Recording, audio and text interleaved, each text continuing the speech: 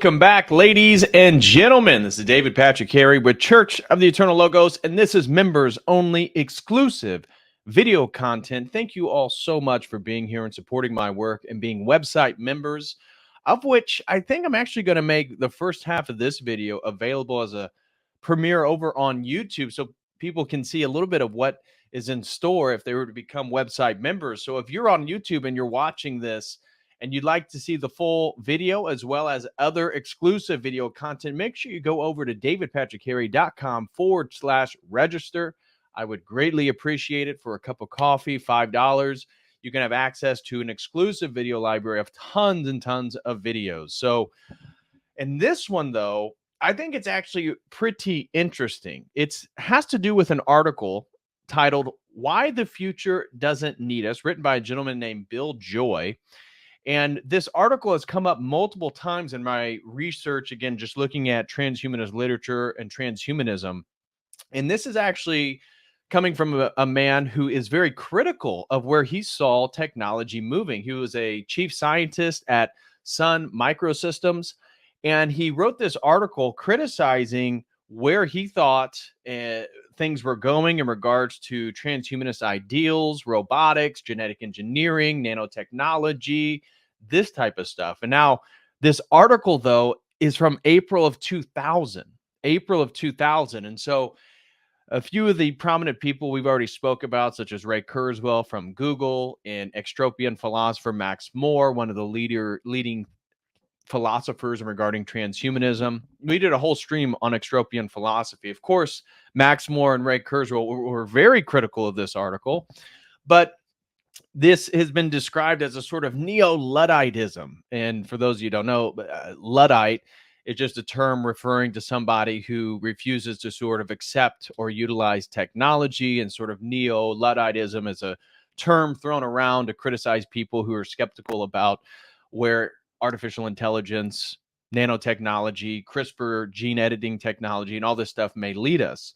So this is a really interesting article because it's a sort of flashback. It's somebody in the early 2000s, 23 years ago, almost 24 years ago, because April of 2024 is closer than April of 2023. So this is a pretty interesting article in which somebody's actually trying to say, hey, guys, we need to become more conscious of where all this stuff is going and what we need to do to make sure we don't get to a point in which it really is an inverted robotic takeover of our society that is going to be anti-human.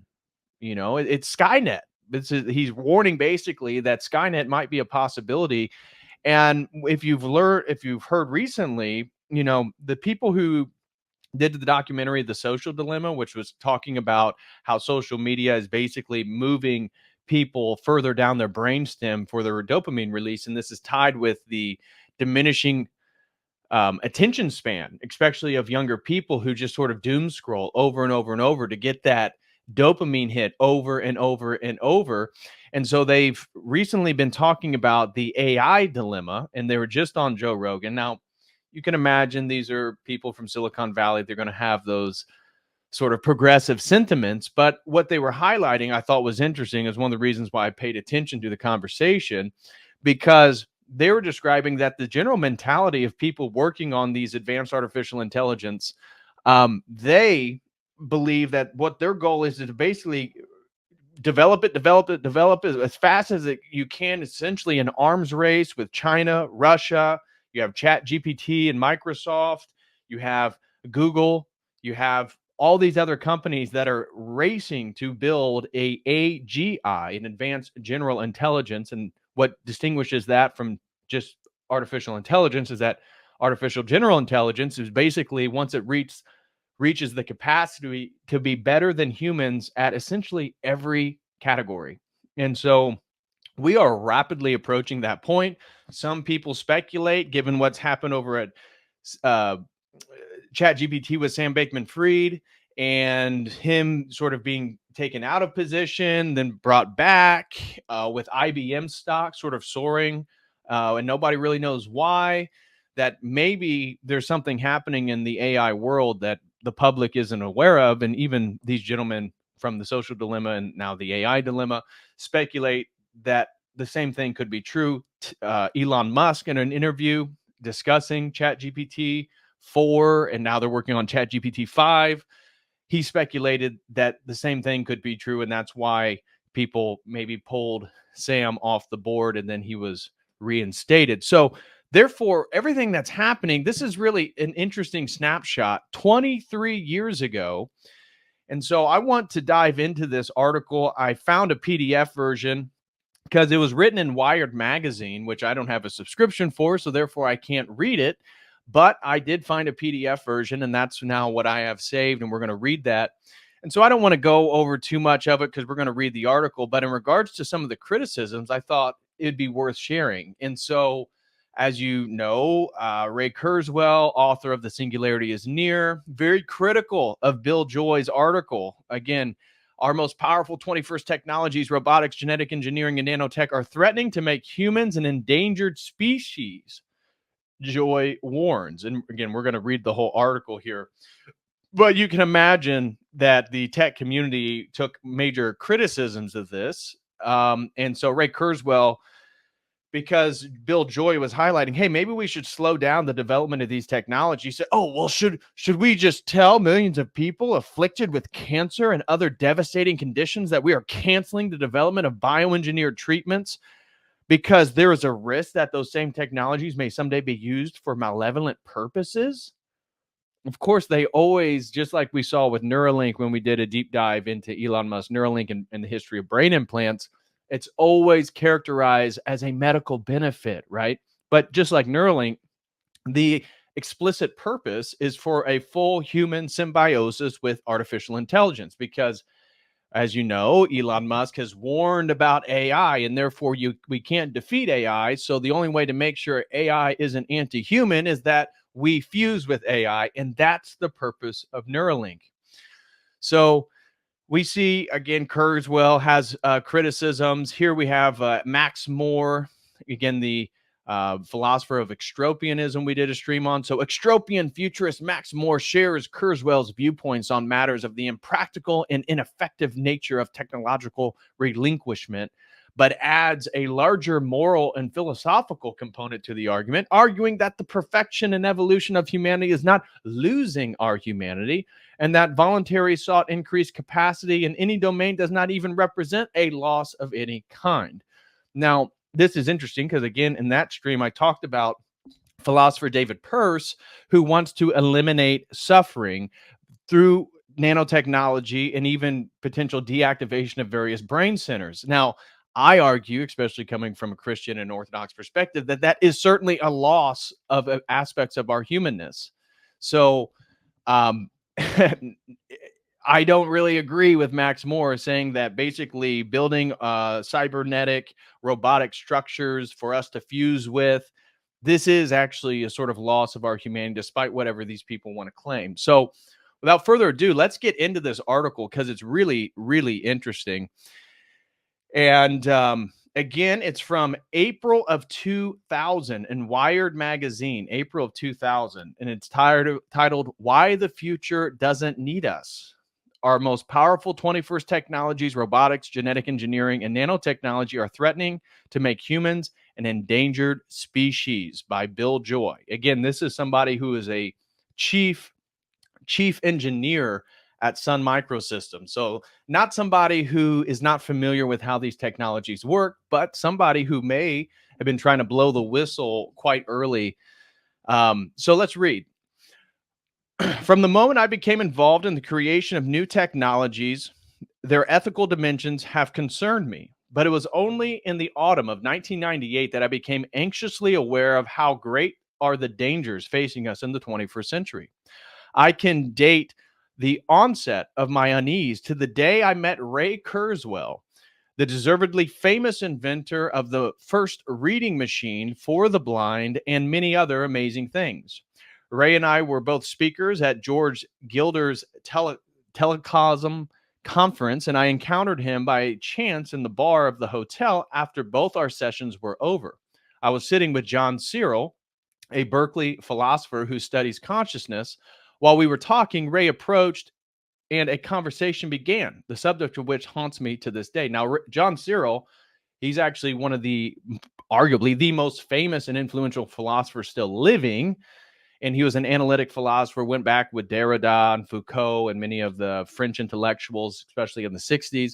And I was able to take a class at Berkeley of which John Searle was there. And we talked about his Chinese thought experiment, where the idea is that even if an AI was able to, you could ask any question and it could respond with the correct output, that doesn't necessarily mean cognitive thinking.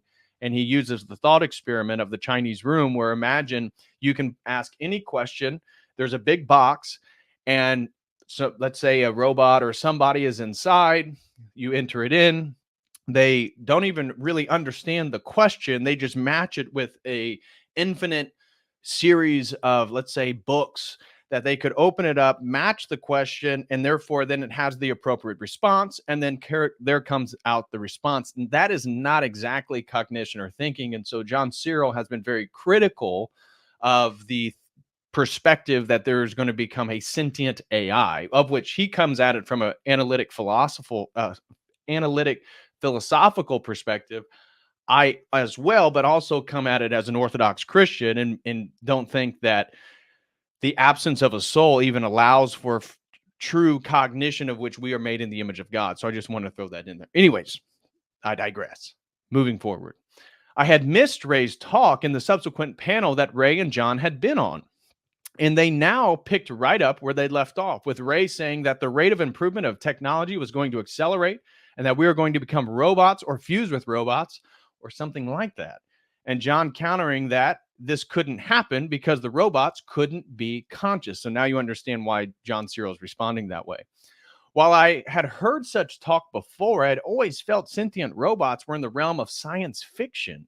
But now, from someone I respected, I was hearing a strong argument that they were near term possibility. I was taken aback, especially given Ray's proven ability to imagine and create the future. I already knew that new technologies like genetic engineering and nanotechnology were giving us the power to remake the world, but a realistic and imminent scenario for intelligent robots surprised me. It's easy to get jaded about such breakthroughs. We hear in the news almost every day of some kind of technological or scientific advance, yet this was no ordinary prediction. In the hotel bar, Ray gave me a partial preprint of his then forthcoming book, The Age of Spiritual Machines, which I have right over there, which outlined a utopia. Of course, all these worldviews are utopian. He outlined a utopia he foresaw, one in which humans gain near immortality by becoming one with robotic technology. On reading it, my sense of unease only intensified. I felt sure he had to be understanding the dangers, understating the probability of a bad outcome along this path. I found myself most troubled by a passage detailing a dystopian scenario, the new Luddite challenge. First, let us postulate that the computer scientists succeeded in developing intelligent machines that can do all things better than human beings can do them. That is AGI. In that case, presumably all work will be done by vast, highly organized systems of machines, and no human effort will be necessary. Either of two cases might occur. The machines might be permitted to make all of their own decisions without human oversight, or else human control over the machines might be retained. If the machines are permitted to make all their own decisions, we can't make any conjectures as to the results, because it is impossible to guess how such machines might behave. We only point out that the face of the human race would be at the mercy of the machines. It might be argued, here we are right here, if you guys are following along, it might be argued that the human race would never be foolish enough to hand over all the power to the machines, of which no, we're seeing many people out in the public promote that, nor that the machines would willfully seize power. What we do suggest is that the human race might easily permit itself to drift into a position of such dependence on the machines that it would have no practical choice but to accept all of the machine's decisions. As society and the problems that face it, become more and more complex and machines become more and more intelligent, people will let machines make more of their decisions for them, simply because machine-made decisions will bring better results than man-made ones. Eventually, a stage may be reached at which the decisions necessary to keep the system running will be so complex that human beings will be incapable of making them intelligently. At that stage, the machines will be in effective control. People won't be able to just turn the machines off because they will be so dependent on them that turning them off would amount to suicide. On the other hand, it is possible that human control over the machines may be retained. In that case, the average man may have control over certain private machines of his own, such as his car or his personal computer, but control over large systems of machines will be in the hands of a tiny elite, just as it is today, but with two differences. Due to improved techniques, the elite will have greater control over the masses, fact, which we're seeing now, and COVID was certainly an instance of that. And because human work will be no longer necessary, the masses will be superfluous, a useless burden on the system. And we see this, the discussion of depopulation, especially the third world, but also all countries. And yeah, I don't need to go into more details, but you guys understand that this is actually the reality we already live in. If the elite is ruthless, they may simply decide to exterminate the masses of humanity, maybe with a bioengineered virus. If they are humane, they may use propaganda or other psychological or biological techniques to reduce the birth rate, maybe sterilization, until the masses of humanity becomes extinct, leaving the world to the elite. Or if the elite consists of soft-hearted liberals, they may decide to play the role of good shepherds to the rest of the human race. They will see to it that everyone's physical needs are satisfied, that all children are raised under psychologically hygienic conditions, that everyone has a wholesome hobby to keep them busy, and that anyone who may become dissatisfied undergoes, quote, treatment to cure his problem. Of course, life will be so purposeless that people will have to be biologically or psychologically engineered either to remove their need for the power process or make them sublimate their drive for power into some harmless hobby. Again, as I did a stream on brain implants, we've seen how this research has already been done and how they can deactivate certain aspects of your brain with the electrodes so that, again, you won't experience suffering. Therefore, if you don't experience suffering, you're not going to want to resist whatever your Kumpad future, where you're not going to own your personal computer, you're not going to own a car, you're not going to own a house. And according to the World Economic Forum, you're not even going to own your clothes. All of that's going to be rented by or from the elites. So these engineered human beings will be happy in such a society, but they will most certainly not be free. Exactly what we're seeing now. They will have been reduced to the status of domestic animals. In the book, you don't discover until you turn the page that the author of this passage is Theodore Kaczynski, the Unabomber. I am no apologist for Kaczynski. His bombs killed 3 people during a 17-year terror campaign and wounded many others. One of his bombs gravely injured my friend David Gelernter, one of the most brilliant and visionary computer scientists of our time. Like many of my colleagues, I felt that I could easily have been the Unabomber's next target. Kaczynski's actions were murderous and, in my view, criminally insane. He is clearly a Luddite, but simply saying this does not dismiss his argument. As difficult as it is for me to acknowledge, I saw some merit in the reasoning in this single passage. I felt compelled to confront it.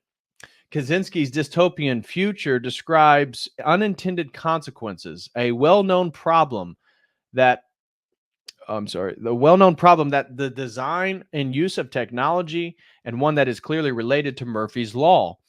Quote, anything that can go wrong will, unquote. Actually, this is Finagel's law, which is in itself shows that Finagel was right. Our overuse of antibiotics has led to what may be the biggest such problem so far, the emergence of antibiotic restraint or resistant and much more dangerous bacteria. Similar things happened when attempts to eliminate malaria mosquitoes using DDT caused them to acquire DDT resistance. Malarial parasites likewise acquired multi drug resistant genes.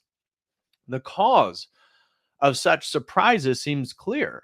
The systems involved are complex, involving interaction among the and feedback between many parts. Any changes to such a system will cascade in ways that are difficult to predict. This is especially true when human actions are involved. I started showing friends the Kaczynski quote from The Age of Spiritual Machines. I would hand them Kurzweil's book, let them read the quote, and then watch their reaction as they discovered who had written it. At around the same time, I found Hans Moravic's book, Robot, Mere Machine to Transcendent Mind.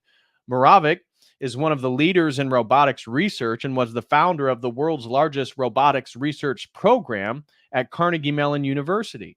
Robot gave me more material to try out on my friends, material surprisingly supportive of Kaczynski's argument. For example, and a little break in here, it says the short run, early 2000s. Biological species almost never survive encounters with superior competitors. 10 million years ago, South and North America were separated by a sunken Panama Isthmus. South America, like Australia today, was populated by marsupial mammals, including pouched equivalents of rats, deers, and tigers. When the isthmus connecting North and South America rose, it took only a few thousand years for the northern placental species with slightly more effective metabolisms and reproductive and nervous systems to displace and eliminate almost all the southern marsupials. In a completely free marketplace, superior robots would surely affect humans as North American placentals affected South American marsupials. And as humans have affected countless species, robotic industries would compete vigorously among themselves for matter, energy, and space, incidentally driving their price beyond human reach. Unable to afford the necessities of life, biological humans would be squeezed out of existence. There's probably some breathing room because we do not live in a completely free marketplace. Government coerces non market behavior, especially by collecting taxes. Judiciously applied governmental concern could support human populations in high style on the fruits of robot labor, perhaps for a long while. The textbook Dystopia and Moravik is just getting wound up. He goes on to discuss how our main job in the 21st century will be ensuring continued cooperation from the robot industries by passing laws decreeing that they be nice and to describe how seriously dangerous a human can be once transformed into an unbounded super intelligent robot. Moravic's view is that the robots will eventually succeed us, that humans clearly face extinction. I decided it was time to talk to my friend Danny Hillis. Danny became famous as the co-founder of Thinking Machines Corporation, which built a very powerful parallel supercomputer. Despite my current job title as chief scientist at Sun Microsystems, I am more a computer architect than a scientist, and I respect Danny's knowledge on the information and physical sciences more than that of any other single person I know. Danny is also a highly regarded futurist who thinks long term. 4 years ago, he stated the Long Now Foundation, which is building a clock designed to last 10,000 years in an attempt to draw attention to the pitifully short attention span of our society. So I flew to Los Angeles for the express purpose of having dinner with Danny and his wife, Patty. I went through my now familiar routine, trotting out the ideas and passages that I found so disturbing. Danny's answer, directed specifically at Kurzweil's scenario of humans merging with robots, came swiftly and quite surprised me. He said simply that the changes would come gradually and that we would get used to them. But I guess I wasn't totally surprised. I had seen a quote from Danny in Kurzweil's book in which he said, I'm as fond of my body as anyone, but if I can be 200 with a body of silicon, I'll take it. It seemed that he was at peace with this process and its attendant risk, while I was not. While Talking and thinking about Kurzweil, Kaczynski, and Moravec, I suddenly remembered a novel I had read almost 20 years ago, The White Plague by Frank Herbert, in which a molecular biologist is driven insane by the senseless murder of his family. To seek revenge, he constructs and disseminates a new and highly contagious plague that kills widely but selectively. We're lucky Kaczynski was a mathematician and not a molecular biologist. I was also reminded of the Borg of Star Trek, a hive of partly biological, partly robotic creatures with a strong destructive streak. Borg like disasters are a staple of science fiction. So, why hadn't I been more concerned about such robotic dystopias earlier? Why weren't other people more concerned about these nightmarish scenarios? Part of the answer certainly lies in our attitude toward the new and our bias toward instant familiarity and unquestioning acceptance. Accustomed to living with almost routine scientific breakthroughs, we have yet to come to terms with the fact that the most compelling 21st century technologies, robotics, genetic engineering, and nanotechnology, pose a different threat than the technologies that have come before. Specifically, robots, engineered organisms, and nanobots share a dangerous amplifying factor. They can self replicate. A bomb is blown up only once, but one bot can become many and quickly get out of control. Much of my work over the past 25 years has been on computer networking, where the sending and receiving of messages creates the opportunity for out of control replication. But while replication in a computer or a computer network can be a nuisance, at worst, it disables a machine or takes down a network or network service. Uncontrolled self replication in these newer technologies runs a much greater risk, a risk of substantial damage in the physical world. Each of these technologies also offers untold promise. The vision of near immortality that Kurzweil sees in his robot dreams drives us forward.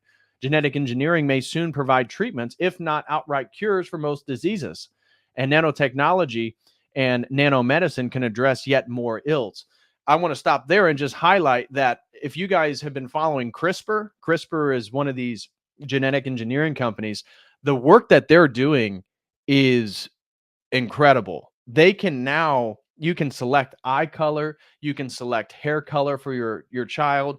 If there's any predisposition towards Down syndrome, you can nullify that. But we don't know, at least publicly. Now, I'm sure they've been running these experiments for a while. We don't know the long-term outcomes. We don't know how the deactivation of certain parts of our genetic code or editing and splicing them, what exactly does that look like in 30, 40, 100 years forward? Nobody really knows. But what he's warning about genetic engineering is now the reality. That is a reality, guys. In 23 years, this went from perspective thought to an actual reality that we're living in. I just want to highlight that. Together, they should significantly extend our average lifespan and improve the quality of our lives. Yet, with each of these technologies, a sequence of small, individually sensible advances leads us an accumulation of greater power and concomitantly great danger. What was the difference in the 20th century? Certainly, the technologies underlying the weapons of mass destruction, nuclear, biological, and chemical, were powerful, and the weapons an enormous threat. But building nuclear weapons required, at least for a time, access to both rare, indeed effectively unavailable raw materials and highly protected information.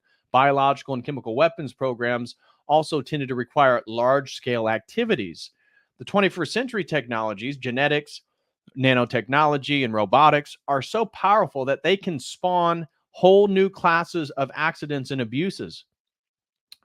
Most dangerously, for the first time, these accidents and abuses were widely within the reach of individuals or small groups. They will not require large facilities or rare raw materials. Knowledge alone will be able to use them.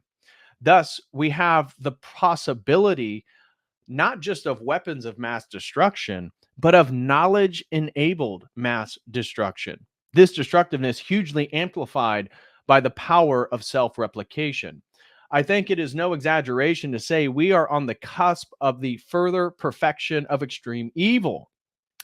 An evil whose possibility spreads well beyond that which weapons of mass destruction bequeath to nation states onto a surprising and terrible empowerment of extreme individuals.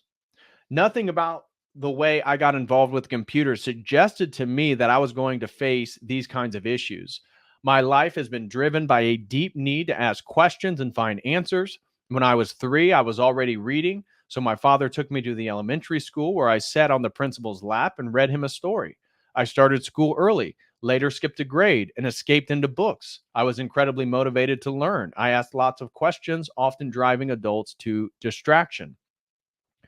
As a teenager, I was very interested in science and technology. I wanted to be a ham radio operator, but didn't have the money to buy the equipment. Ham radio was the internet of its time, very addictive and quite solitary. Money issues aside, my mother put her foot down. I was not to be a ham.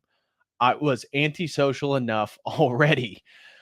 I may not have had many close friends, but I was awash in ideas. By high school, I had discovered the great science fiction writers. I remember especially have Heinlein's have spacesuit will travel, and Asimov's I, Robot, with its 3 laws of robotics. I was enchanted by the descriptions of space travel and wanted to have a telescope to look at the stars. Since I had no money to buy or make one, I checked books on telescope making out of the library and read about making them instead. I soared in my imagination. Thursday nights, my parents went bowling and we kids stayed home alone. I was It was the night of Gene Roddenberry's original Star Trek, and the program made a big impression on me. I came to accept its notion that humans had a future in space, Western style, with big heroes and adventures. Roddenberry's vision of the centuries to come was one with strong moral values embodied in codes like the Prime Directive to not interfere in the development of less technologically advanced civilizations. This had an incredible appeal to me. Ethical humans, not robots, dominated this future, and I took Roddenberry's dream as part of my own. I excelled in mathematics in high school. And when I went to University of Michigan as an undergraduate engineering student, I took the advanced curriculum of the mathematics majors. Solving math problems was an exciting challenge, but when I discovered computers, I found something much more interesting. A machine into which you could put a program that attempted to solve a problem, after which the machine quickly checked the solution. The computer had a clear notion of correct and incorrect, true and false. Were my ideas correct? The machine could tell me. This was very seductive. I was lucky enough to get a job programming early supercomputers and discovered the amazing power of large machines to numerically simulate advanced designs. When I went to graduate school at UC Berkeley in the mid 1970s, I started staying up late, often all night, inventing new worlds inside the machine, solving problems, writing the code that argued so strongly to be written. In The Agony and the Ecstasy, Irving Stone's biographical novel of Michelangelo, Stone described vividly how Michelangelo released the statues from the stone, quote, breaking the marble spell, unquote, carving from the images in his mind. In my most ecstatic moments, the software in the computer emerged in the same way. Once I had imagined it in my mind, I felt I was already there in the machine, waiting to be released. Staying up all night seemed a small price to pay to free it, to give the ideas concrete form. After a few years at Berkeley, I started to send out some of the software I had written, an instructional Pascal system, Unix utilities, and a text editor called 6 or VI, which is still, to my surprise, widely used more than 20 years later. To others who had similar small PDP 11 and VAX mini computers, these adventures in software eventually turned into the Berkeley vision of the Unix operating system, which became a personal success disaster. As many people wanted it, that I never finished my PhD. Instead, I got a job working for DARPA, putting Berkeley Unix on the internet and fixing it to be reliable and to run large research applications well. This was all great fun and very rewarding. And frankly, I saw no robots here or anywhere near. Still, by the early 1980s, I was drowning. The Unix releases were very successful, and my little project of one soon had money and some staff. But the problem at Berkeley was always office space rather than money. There wasn't room for the help the project needed. So when the other founders of Sun Microsystems showed up, I jumped at the chance to join them. At Sun, the long hours continued into early days of workstations and personal computers, and I've enjoyed participating in the creation of advanced microprocessor technologies and internet technologies such as Java and Genie. From all this, I trust it is clear that I am not a Luddite. I have always rather had a strong belief in the value of the scientific research for truth and in the ability of great engineering to bring material progress. The Industrial Revolution has immeasurably improved everyone's life over the last couple of 100 years, and I always expected my career to involve the building of worthwhile solutions to real problems, one problem at a time. I have not been disappointed. My work has had more impact than I ever hoped for and has been more widely used than I could have reasonably expected. I have spent the last 20 years still trying to figure out how to make computers as reliable as I want them to be. They are not nearly there yet. And again, this is in 2020, or this is in 2000, guys. This is 23 years ago. He's writing this. And how to make them simple to use, a goal that has met with even less relative success. Despite some progress, the problems that remain seem even more daunting. But while I was aware of the moral dilemma surrounding technology's consequences in fields like weapons research, I did not expect that I would confront such issues in my own field, or at least not so soon. Perhaps it is always hard to see the bigger impact while you are in the vortex of a change, failing to understand the consequences of our inventions while we are in the rapture of discovery and innovation seems to be a common fault of scientists and technologists. We have long been driven by the overarching desire to know that is the nature of science's quest, not stopping to notice that the progress to newer and more powerful technologies can take on a life of its own. I have long realized that the big advances in information technology come not from the work of computer scientists, computer architects, or electrical engineers, but from that of physical scientists. The physicist Stephen Wolfram or Basil Hostetler introduced me in the early 1980s to chaos theory and nonlinear systems. In the 1990s, I learned about complex systems from conversations with Danny Hillis, the biologist Stuart Kauffman, the Nobel laureate physicist Murray Gell-Mann, and others. More recently, Hostetler and the electrical engineer and device physicist Mark Reed have been giving me insight into the incredible possibilities of molecular electronics. In my own work, as co-designer of 3 microprocessor architectures, SPARC, Pico Java, and MAJC, and as the designer of several implementations thereof, I've been afforded a deep and firsthand acquaintance with Moore's Law. For decades, Moore's Law has correctly predicted the exponential rate of improvement of semiconductor technology. Until the last year, I believed that the rate of advances predicted by Moore's Law might continue only until roughly 2010, when some physical limits would begin to be reached. It was not obvious to me that a new technology would arrive in time to keep performance advancing smoothly. But because of the recent rapid and radical progress in molecular electronics, where individual atoms and molecules replace lithographically drawn transistors and related nanoscale technologies, we should be able to meet or exceed the Moore's Law rate of progress for another 30 years by 2030. We are likely to be able to build machines in quantity 1,000,000 times more powerful as the personal computers of today, sufficient to implement the dreams of Kurzweil and Moravec. As this enormous computing power is combined with the manipulative advances of the physical sciences and the new deep understandings in genetics, enormous transformative power is being unleashed. These combinations open up the opportunity to completely redesign the world for better or worse. The replicating and evolving processors that have been confined to the natural world are about to become realms of human endeavor. In designing software and microprocessors, I have never had the feeling that I was designing an intelligent machine. The software and hardware is so fragile, and the capabilities of the machine to think so clearly absent that, even as a possibility, this has always seemed very far in the future.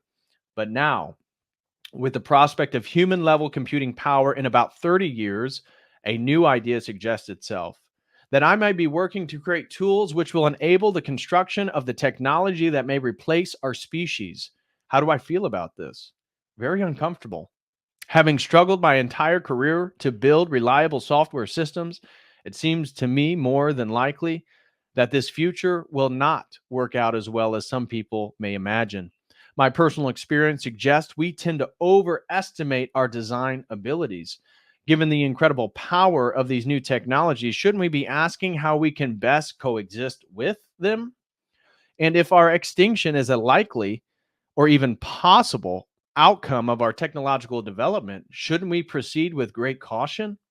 The dream of robotics is first, the intelligent machines can do our work for us, allowing us lives of leisure, restoring us to the Garden of Eden, which is interesting because there's a book that I had on the religion of technology written by David Noble. He's the Canadian Marxist scholar. And he actually connects, which I agree with him. Again, even as a Christian, but of course I'm Orthodox.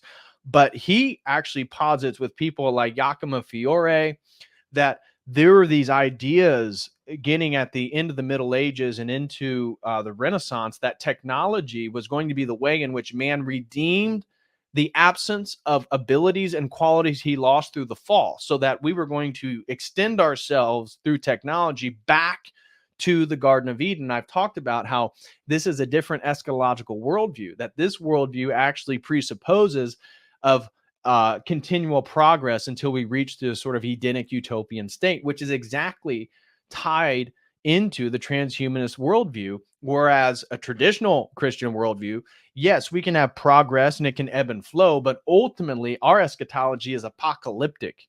It's going to move towards a sort of catastrophic break and breakdown in civilization, of course. And then as an Orthodox Christian, I believe that there's going to be a one world government ruled by a single person from Jerusalem, and he will be the Antichrist.